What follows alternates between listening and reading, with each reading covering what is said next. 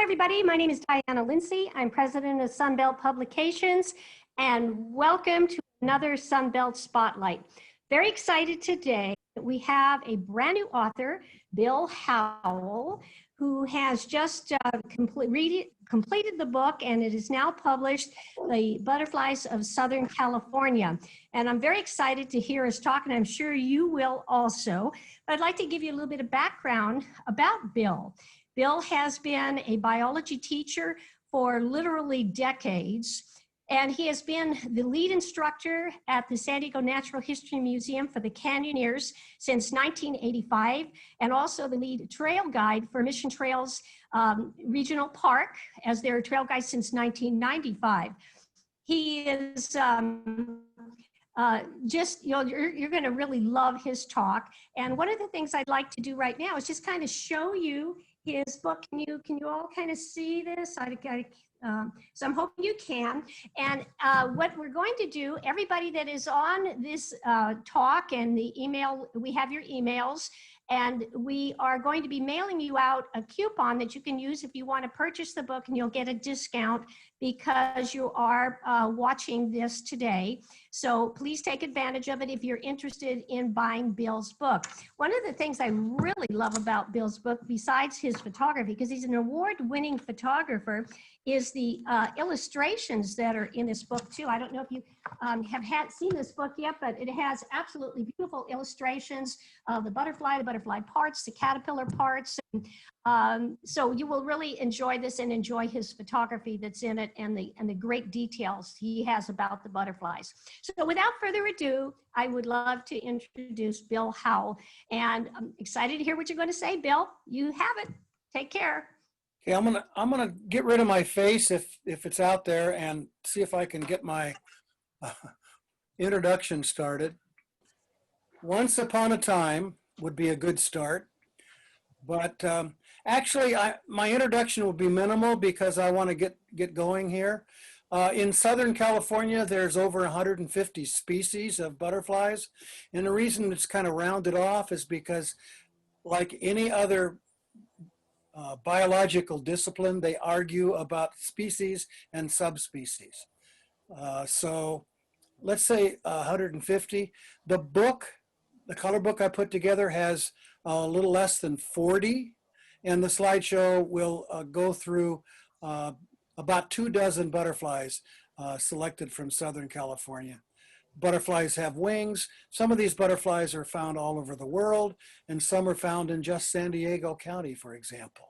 So the first butterfly in this slideshow is the Anise Swallowtail. So there she is. That's the underneath. Traditionally, we start with an egg, a caterpillar. Something's wrong with that caterpillar. What's happened to that caterpillar is it's been tweaked by the photographer to represent what might happen with a bird or some other predator. And out from behind the head of that caterpillar comes a weird little structure that stinks. So if you're on a hike with children, this is the highlight of your hike. That little stinky Osmeterium, as it's called, is there to discourage predation, but it doesn't discourage children. It encourages them because of that interesting smell. The Chrysalids, notice there are two colors. Logically, you would think that the brown ones would be on brown twigs and the green one would be on green flowers. That's not how it happens, but that might be helpful as to who eats what. But anyway, they come in different colors. This is swallowtail, Anise Swallowtail on sweet fennel, which is its favorite food plant. When I say food plant, I'm talking about the caterpillar, not the adult. The caterpillar eats members of the carrot family. Sweet fennel is its favorite. Another swallowtail found in the riparian corridors of Southern California, the western tiger swallowtail. It's on willow.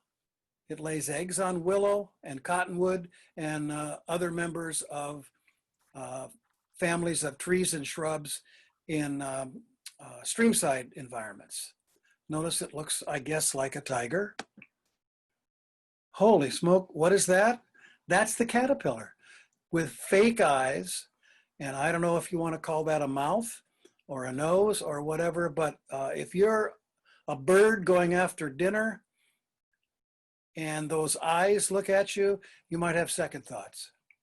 That's how it's supposed to work. Notice the chrysalis has a little necklace. Each caterpillar has a silk gland up near its mouth. It uses that silk gland for lots of different things. One of them is to make a necklace. Another one is to attach the chrysalis to whatever. And all swallowtails have a chrysalis that looks like this. Notice we're not calling it a cocoon. Cocoon would be a structure that would surround the chrysalis. And butterflies don't make cocoons. Only moths, and not all moths, make cocoons. The next butterfly is a cabbage white. This actually is not in the color book. In a color book, how many whites are you going to put in a color book? I put one. The females are easy to tell because they have 2 dots on each wing, as opposed to the male with 1 dot on each wing. That male is on radish, which is a member of the mustard family, and that's what the caterpillars eat. There's a caterpillar on Nasturtium. Nasturtium is not in the mustard family, but it has some of the same chemicals, and the caterpillar knows. Another butterfly that's white, but is named the Orangetip for obvious reasons. Notice that black line between the orange and the white is broken in the middle. Notice on this male, that black line is not broken in the middle. So that's one way you can tell. Also, the males are brighter in color than the female. The food plant is mustard. This is a member of the mustard family, jewel flower. You're used to seeing mustards as yellow, but they come in other colors as well. That's the chrysalis, a little bit weird. The underside is loaded with beautiful yellow lines with that other pattern. People like the top side of butterflies, they're colorful, but you need to appreciate the patterns that many butterflies have on the underside. We go into the sulphurs now. This is a orange sulphur. It's got slight orange colorings. Most sulphurs don't have any orange. Another name is the alfalfa butterfly. This is an alfalfa on alfalfa. That's the caterpillar. That's the chrysalis. And that's the favorite food plant of the alfalfa butterfly, or the orange sulphur. It's really common in Imperial Valley in the alfalfa fields. And you can be driving through at the right time in the spring, and you can have a butterfly collection on your grill instantly. California dogface. Remember, it's a male. You can call a butterfly a dogface if it's a male. Can you see the dogface? You're not going to admit it, are you? More on that in a minute. This is the female. You don't want to call her a dog face. She's got a little pointy wing, which identifies her from the other sulphurs. The caterpillar, the chrysalis, and a close-up. That's a poodle dog looking to the right. If you can't figure that out, go to your room. You say it's a state butterfly? No, you didn't. California state butterfly was the California dogface. This is the cloudless sulphur. You've probably seen that in your neighborhood this week, possibly today. They're flying around very rapidly here and there, looking for each other. So this is a mating pair of cloudless sulfur butterflies. The result would be caterpillars, either green or yellow, depending on what they've eaten. If they've eaten the green leaves of senna, as opposed to the yellow flowers of senna, one turns green, one turns yellow. It's not genetic, it's an environmental situation similar to, what's that bird that Wendy taught me? House finch. The common house finch bird. The colors are from the environment, just like these caterpillars. Cloudless sulfur chrysalids. Is that an interesting shape? Come in all kinds of colors. This one is particularly colorful. Cloudless sulfur male on a cassia bud. See the colors? Hermes Copper on the cover of the coloring book. It's found only in San Diego County. Notice there's an asterisk on only because there's a few colonies north of the county and south of the county. But let's say 99% are in San Diego County. Topside, underside, on buckwheat. It nectars only on buckwheat, which is unusual to be specific on what you nectar on. What's not unusual is to be very particular as to where you lay your eggs and what the caterpillar eats. It eats only spiny redberry.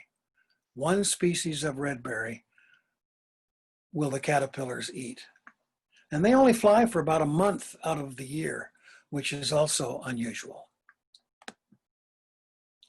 The great purple hair streak. Sunflowers, butterflies like to nectar on because they have a platform they can land on and lots of little florets that they can just take their time slurping up the nectar. Notice it's without purple. What's wrong with that name? The great purple hair streak is without purple. I'm just the messenger. I never named this butterfly. It used to be called the great blue hair streak. Somebody changed the name. Too much whiskey. Nectars on thistle. Lots of butterflies like thistle. The reason it's laying eggs on mistletoe is because that's the only plant that the caterpillars will eat. Most any species of mistletoe. The gray hair streak, pretty much found all over the world. In Southern California, it will nectar on ceanothus and a number of other plants. Lays eggs on lots of different plants, which gives it the ability of flexibility, again, all over the world. Stare at this for a while. If you're a hungry bird, you go for the head. So you've got a fake head on the left, two eyes, a head, and the hair streaks are the fake antennae. So a bird will be in a hurry, miss the real head and antennae, and go after the fake end. Here's a bird that just got a chunk taken out of the wrong end, or the wrong end if it's a bird you're talking about, the right end if you're from the butterfly's perspective. One eye has been removed. The smallest butterfly in the world, perhaps, is the pygmy blue. On buckwheat. Notice the iridescence. Enjoy it here because it's going to be hard to see out there on the trail. It's less than 3/4 of an inch long from wingtip to wingtip. On a sunflower again. The marine blue, notice the squiggly lines underneath and two iridescent spots on one hind wing. This marriage is on the rocks. I hope it's successful.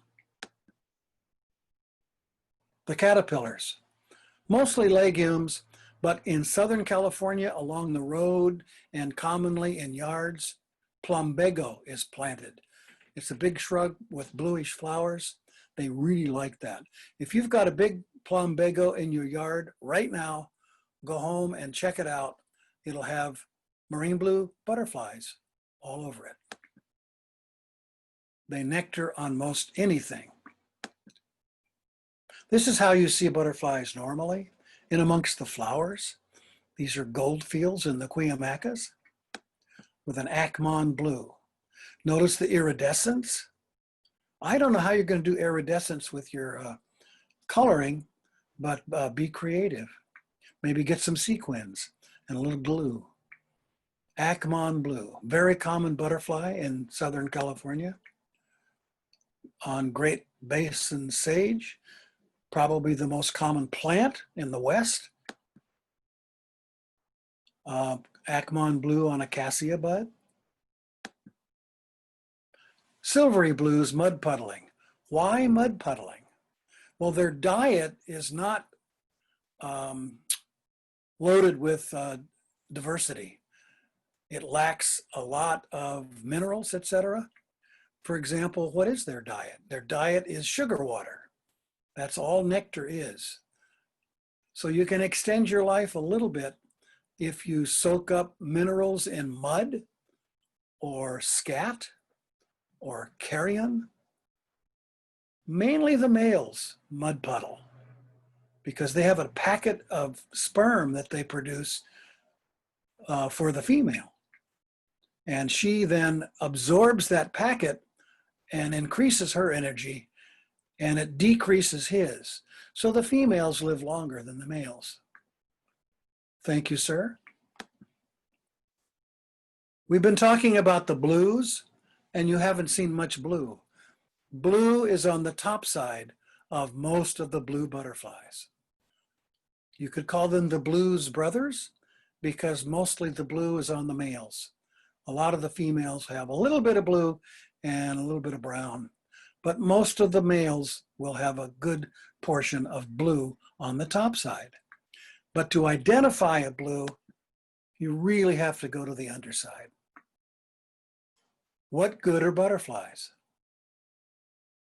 Well, they're one of the world's best pollinators, and they serve as an important part of the food web, where birds in particular and lizards, etc., will go after the adults, but the crawling caterpillars are a lot more easy to locate.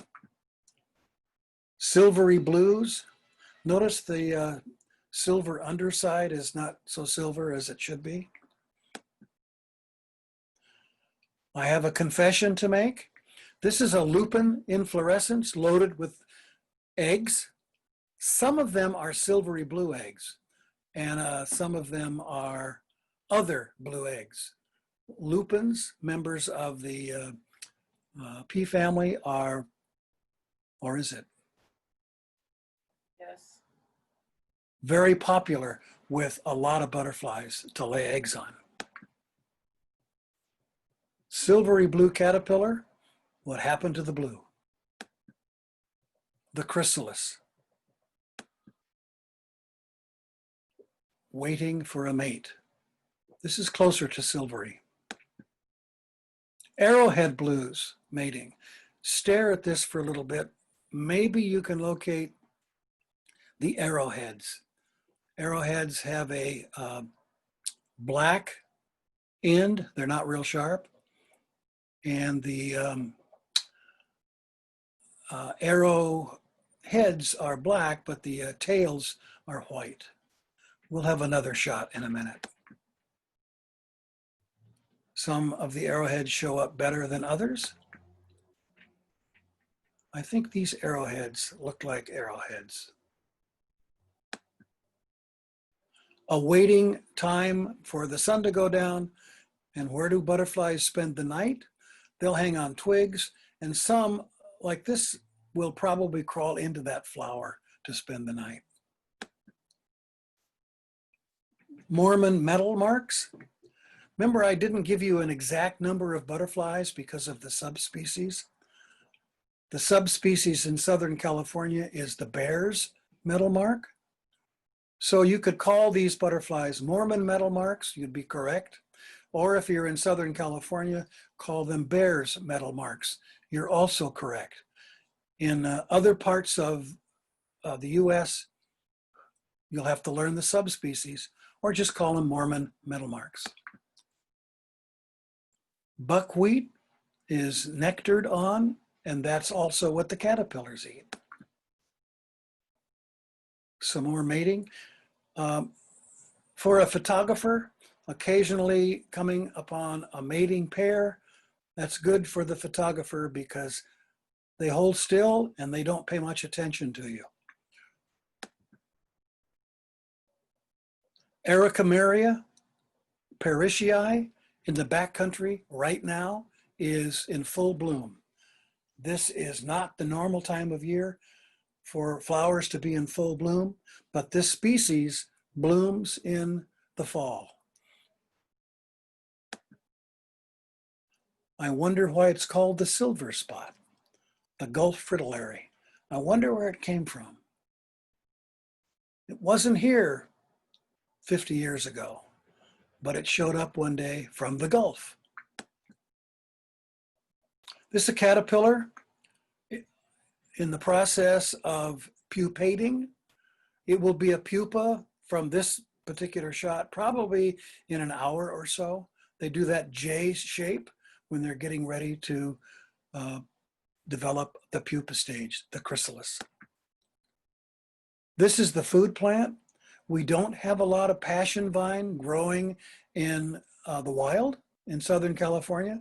So when people started planting passion vine in their yards, the Gulf fritillary showed up. And now they're all over the place. Interesting chrysalis of the Gulf fritillary. Just emerged from that chrysalis. The top side of the Gulf fritillary looks very similar to the queen. However, when the Gulf fritillary flies, that silver spot underside distinguishes it instantly from the queen.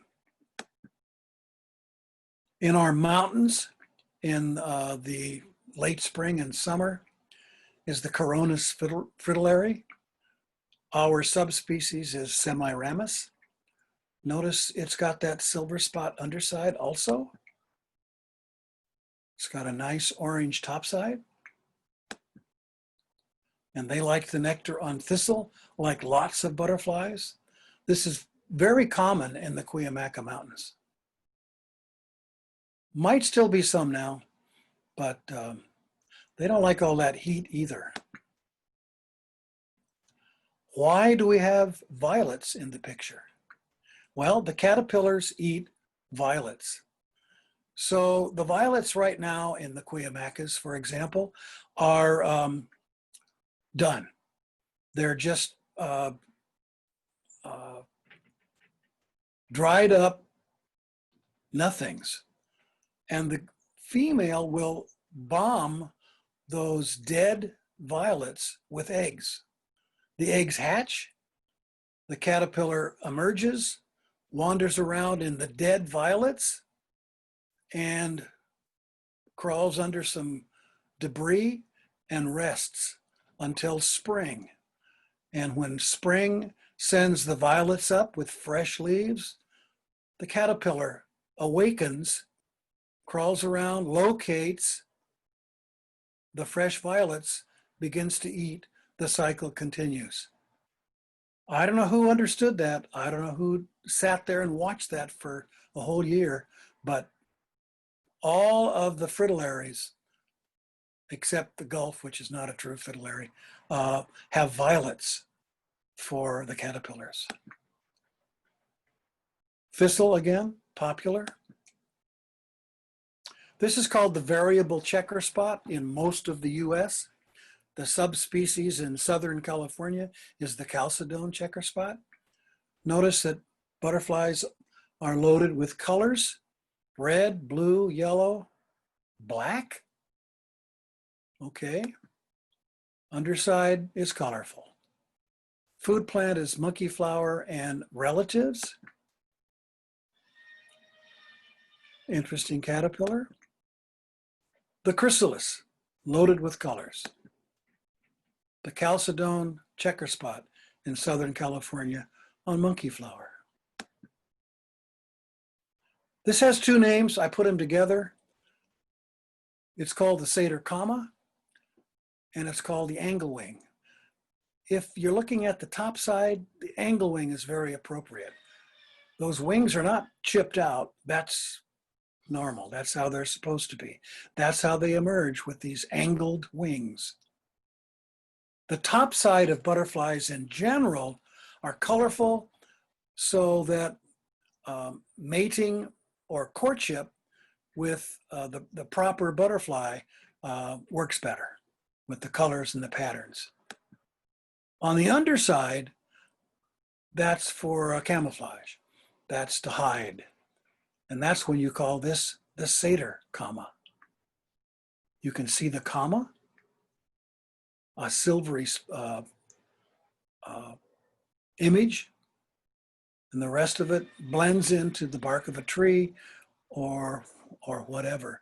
Satyr is derived from the location of where these Satyr Comma Anglewing butterflies can be found. They're found in dark areas of riparian areas, streamside, with nettles.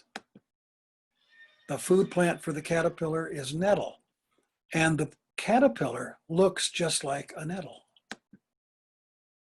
The chrysalis has the comma on it also. Just emerged from the chrysalis. The mourning cloak. Mourning cloak doesn't spend a lot of time on flowers. Mourning cloak likes sap, dung, dead things, rotten or overripe watermelon, for example, instead of flowers. Also, what's a little bit different about the mourning cloak is they don't lay eggs one at a time. They lay eggs in a huge cluster. Lays eggs on willow, for example, because willow is one of the food plants. The caterpillars don't crawl away from each other. They hang out. They're best buddies. They mature, and they get that little spiny stuff on them. I've overstated it. It didn't hurt that much. And the chrysalids. Normally, you will find chrysalids hiding under stems, leaves, rocks, but the mourning cloak brazenly, with all of its brothers and sisters, will pupate, turn into the chrysalis any place it wants. And the adults spend a lot of time together. So this is a very gregarious butterfly in the immature stages as well as the older ones. They also have a longer lifespan than most butterflies, partially because of the sap and dung that has minerals in it to extend their lifespan a little bit longer. Painted lady, ubiquitous all over the world. Caterpillar will eat most anything. In this picture, it's on Plantago. The chrysalis, emerging from the chrysalis, the painted lady. People think the top of the painted lady is pretty. They don't notice that the underside is even prettier. It's got those 4 fake eyes. Painted lady all over the world because the caterpillar will eat most anything. They have a migration from Scandinavia to Africa, similar to the monarch, less famous, not identical, but similar. More of those fake eyes. The common buckeye, another name is the peacock caterpillar because it has eye spots like a strutting male peacock. Underside, not so much. Caterpillar, little spines. The chrysalis, some are dark brown, some are light brown. Color variation in a lot of butterflies. For example, the California sister, which is next. These are both the same species, probably the same sex. Notice the color variation on the left is kind of a brownish, and on the right, it's almost black. California sister on the underside. California sister's mating.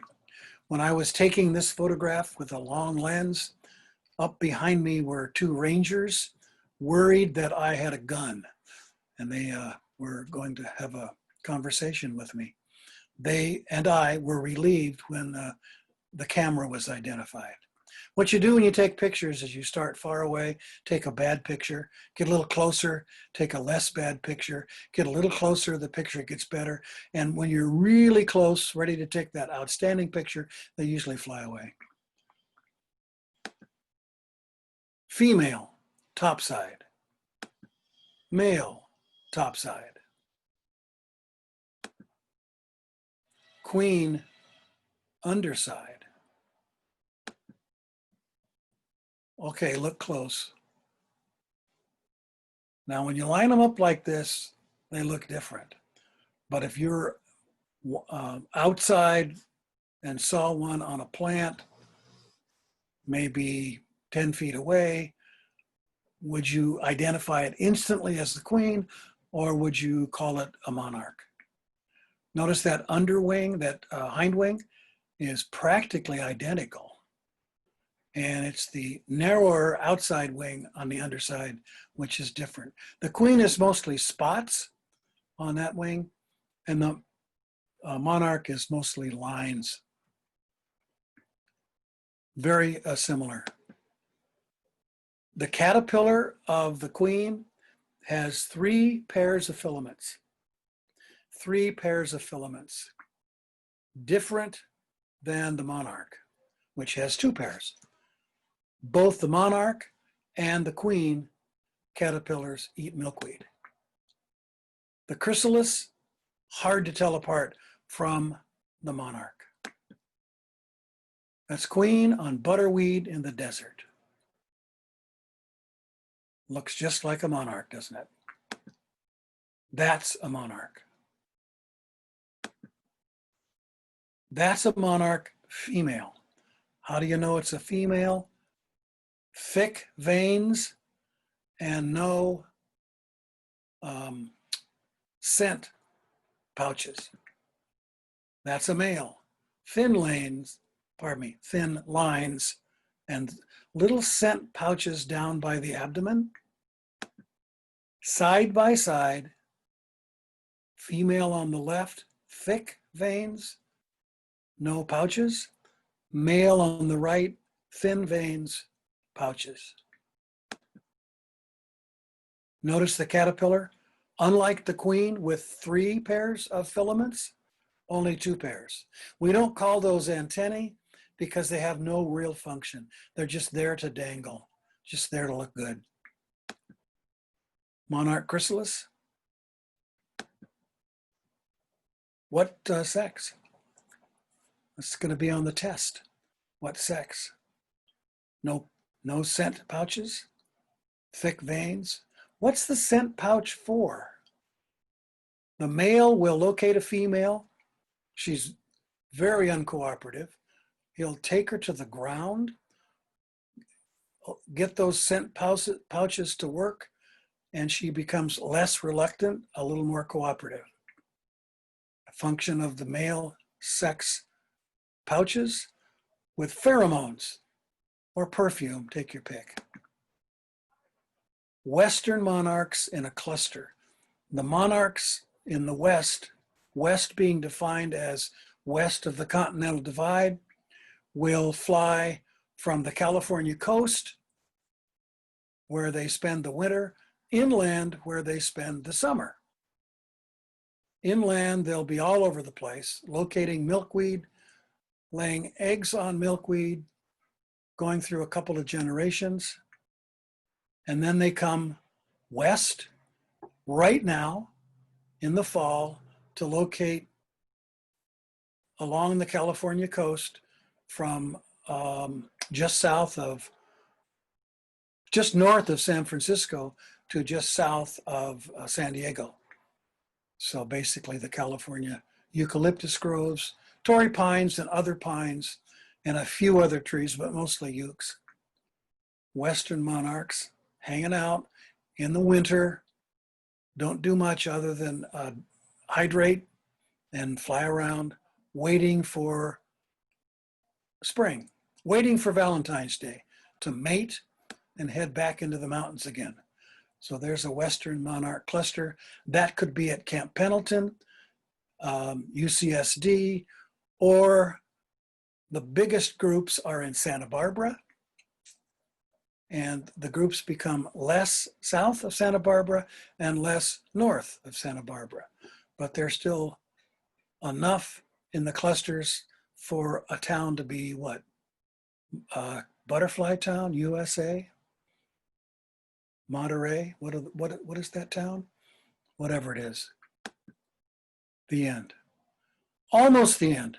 Just wanted to show you in Mexico, where the populations are some years 10 times bigger than our Western population. The Eastern population is ridiculous.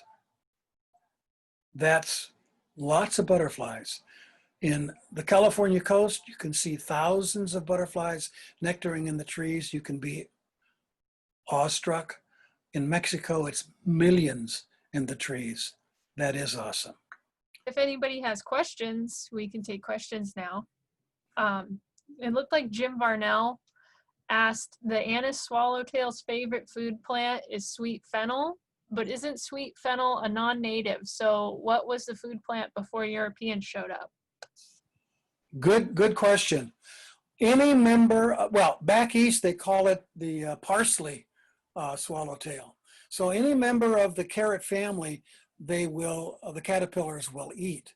But when sweet fennel showed up, they just decided that those other members of the carrot family were less desirable, and they just decided they really liked fennel.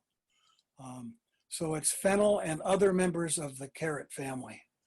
So where there's not much fennel growing, they'll locate other carrots. Good question, Jim. So Any this other- is John here. I have to confess that I have the book, and I didn't know I thought it was just a coloring book. I didn't see any of the birds and the butterflies in the back of the book till I just looked now. So thank you very much for the book. It's a great book. I'm glad you said that, because I've had people ask me, they say, well, how do I know what color to color the butterfly? And I say, look in the back of the book. Exactly. So maybe we should have put it in the front of the book or something. Or in the middle. Yeah, whatever. Okay, thank you. Yeah. Richard Heller asks, is there a good field guide for Southern California butterflies? Yes. Oh, I'm on. Hang on.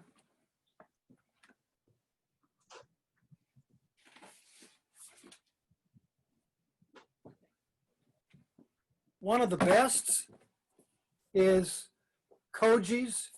His name is Kojiro Shirahawa. Koji's book. The trouble with this book is it's fairly expensive. It's called The Butterflies of The Butterflies of San Diego County. It's expensive and it falls apart. But book, it's good. my book is falling apart. But it's got another thing that's wrong, if you want to be negative, is the pictures are kind of small. But they're all here, and he tells you a few things about each one. I mean, it's a skinny book, so there's not a lot of stuff to say. But this is a good book. How about the Monroes?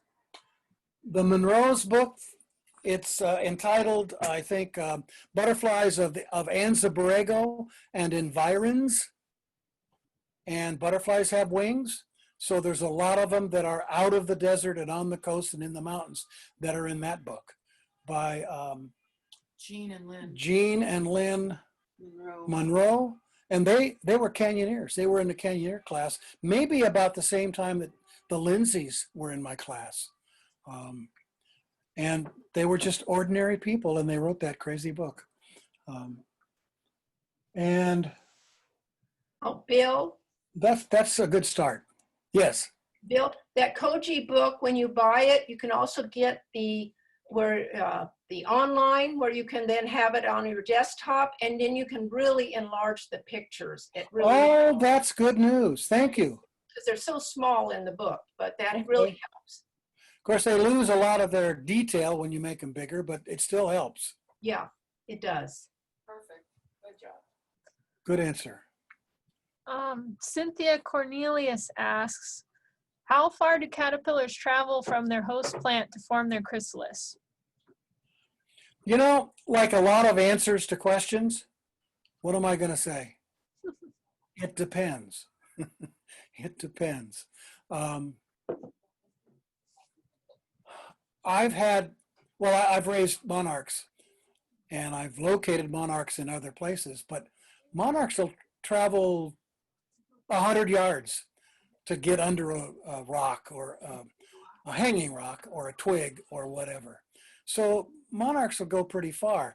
Also, they will pupate 2 feet away. So it just depends on their mood. And in general, they'll go a number of yards away from the host plant. They usually don't pupate on the host plant, but it depends on what they are, what their species is. For example, the giant swallowtail, which we didn't show, will pupate right on the citrus tree next to where they maybe started out. So they don't go very far. But on the giant swallowtail caterpillar, they look like bird dung. So look for bird poop on your lemon tree in your backyard, and you will find the caterpillar. The pupa blends in pretty good. Lots of luck to find it. So it depends. Any other questions?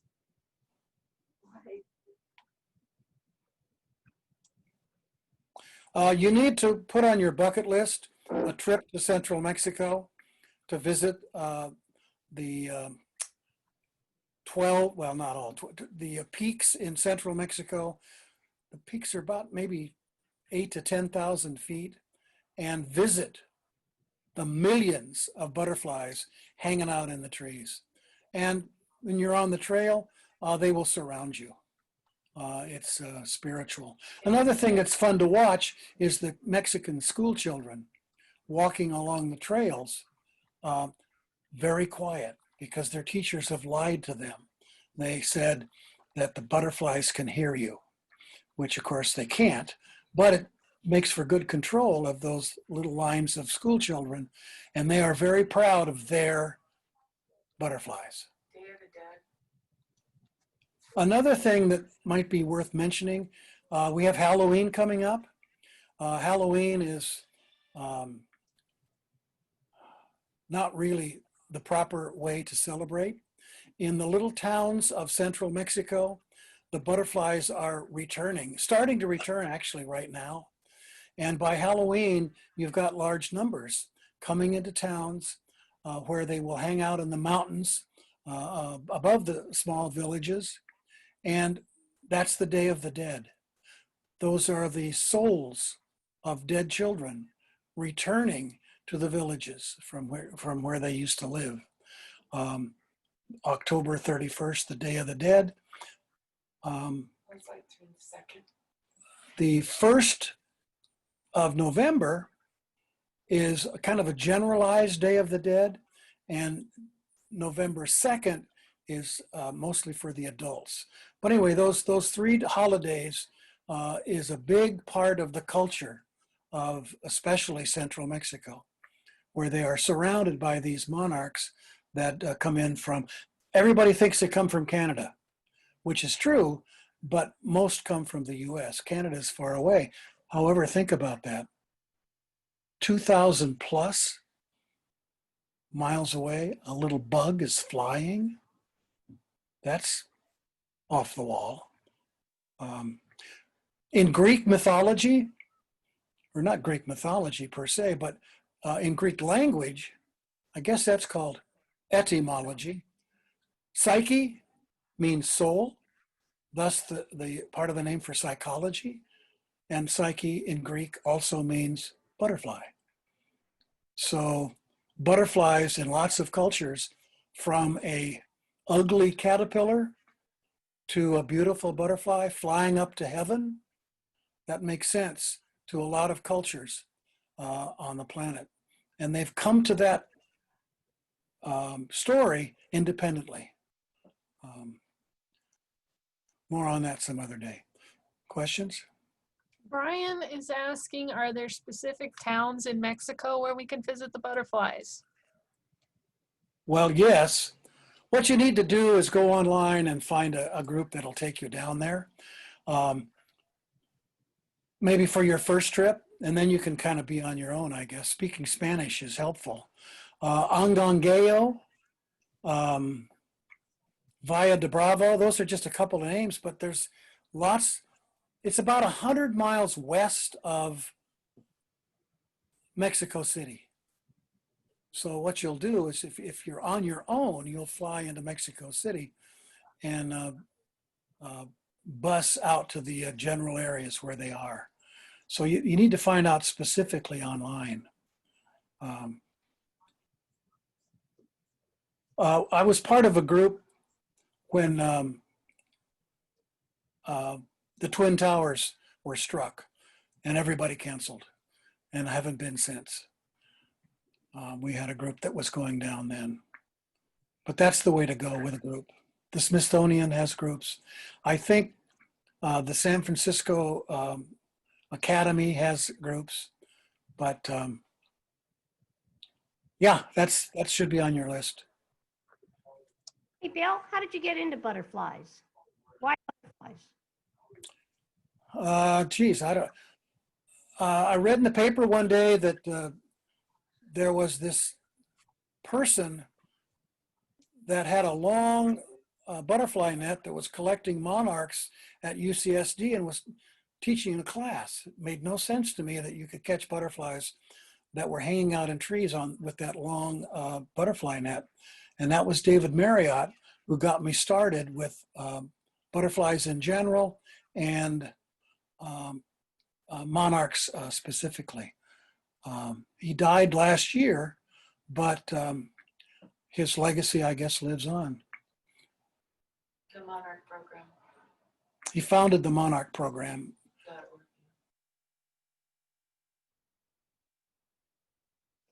Well, thank you very much. I appreciate you taking the time for this Sunbelt chat.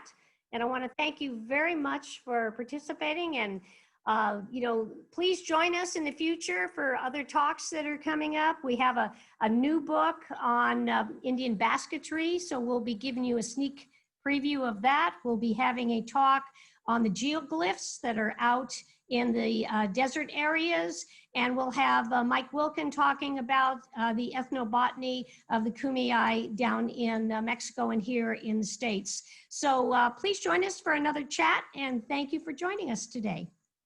You're welcome. I guess you go like this or something.